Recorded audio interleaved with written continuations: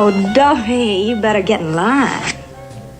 Remember, out of the past, slightly scarlet, spellbound, Rhonda Fleming wasn't just beautiful, she was unforgettable.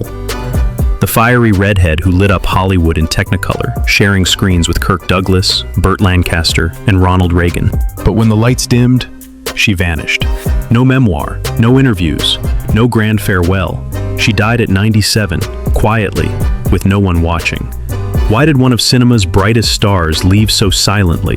What secrets lay behind that final curtain? Stay with us as we uncover the mystery of Rhonda Fleming's hidden goodbye, and the fortune few ever knew she left behind. Born Marilyn Lewis in 1923 in Hollywood, California, Rhonda's destiny seemed drawn to the spotlight. Her mother, Effie Graham, had graced Broadway stages, and her grandfather was a newspaper editor and theater owner. But Rhonda's world shifted when her parents divorced. Raised by her single mother, she juggled school life with dreams of stardom. While crossing a street at just 16, she was discovered by a talent agent, a moment she later called weird and a little scary. With no screen test, she was signed to a 7-year contract, a fairy tale beginning, but one that would come with a price. It wasn't just talent that got her noticed, it was fate, timing, and Hollywood's hunger for beauty. Rhonda's breakthrough came with Alfred Hitchcock's Spellbound, 1945, followed by leading roles in Out of the Past and A Connecticut Yankee in King Arthur's Court. But it was Technicolor that made her legendary. Her coloring was so striking on film that producers lined up to cast her. Yet fame was double-edged. While her beauty captivated millions, it often boxed her into one-dimensional roles.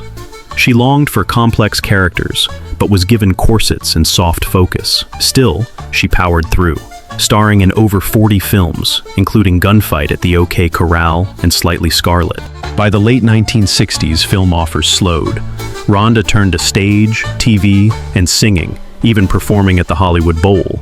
Yet underneath it all was a quiet ache, the desire to be seen for more than a pretty face. She was more than a Technicolor queen. She was a woman seeking her full spectrum. Rhonda's personal life was a mosaic of heartbreak and hope. She married 6 times, each chapter revealing a deeper longing for companionship and stability. Her first marriage to Thomas Lane gave her a son, Kent, but fame and ambition strained their bond. Later, she wed famed actor Lang Jeffries, a union marked by passion but not permanence. Perhaps her most meaningful relationship was with Ted Mann, the theater mogul she married in 1978. With him, Rhonda found something rare in Hollywood: peace. They shared a deep Catholic faith and a commitment to philanthropy, founding clinics and support networks for women and children. Yet not all love stories healed. Earlier relationships, including those marred by mistrust and lifestyle clashes, left emotional bruises. In interviews, Rhonda reflected on these with grace but also candor, admitting that behind the beauty was a woman craving sincere love. In the end, she found love not in fairy tales, but in quiet partnership and shared purpose. October 14, 2020. In a quiet Santa Monica hospital, Rhonda Fleming, the dazzling Technicolor queen of 1950s cinema, drew her final breath at the age of 97. There were no cameras waiting, no headlines screaming farewell, no farewell speech from a Hollywood stage. The woman once lit by red carpets and Klieg lights left this world without a spotlight. Why would someone so luminous choose to vanish into the shadows? In the 2 decades after her beloved husband, Ted Mann, passed away in 2001, Rhonda gradually stepped back from public life. A once visible force on charity boards, red carpets, and stages, she quietly let go of the spotlight. Her health declined, but few outside her inner circle knew.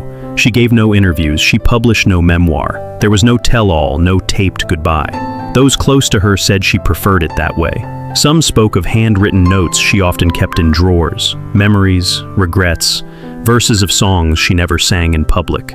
There were whispers of a memoir she began writing but never finished. Others recalled a locked cabinet in her home, rumored to contain old reels, love letters, and journals, none of which have surfaced. She had outlived her era, her co-stars, her lovers, her rivals, yet she chose not to claim her place in nostalgia. No tribute tour, no final confession. just a gradual fading, a deliberate composed retreat.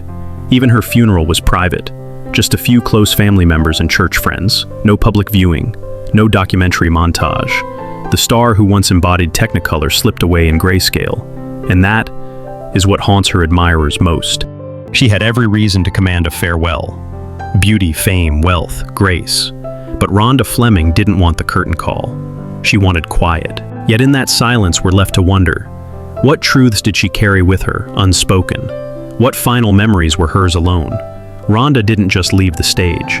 She vanished between scenes and left the rest unwritten. Though once one of Hollywood's highest-paid actresses, Rhonda was never driven by wealth. Still, she left behind a sizable fortune, not just in dollars, but in purpose. Her estate, carefully structured through foundations and charitable trusts, supported cancer research, women's health care, and mental health clinics. The Rhonda Fleming Mann Clinic for Women's Comprehensive Care stands as one of her greatest gifts, a place where women receive care with dignity. Her son, Kent Lane, oversaw much of her estate, ensuring her legacy lived beyond film. There were no messy legal battles, no missing wills, only precision and quiet generosity. But whispers remain.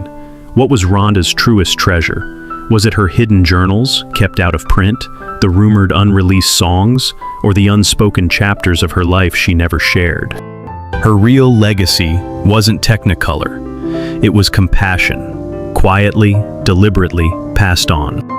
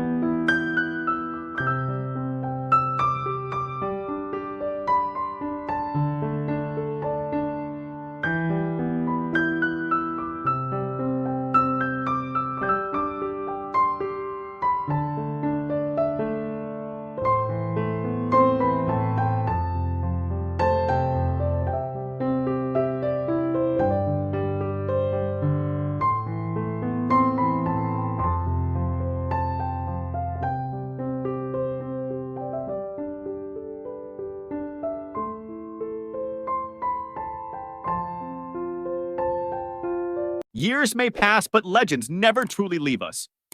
They live on through the stories, the smiles, and the memories we still hold dear. Join us, like, share, and subscribe.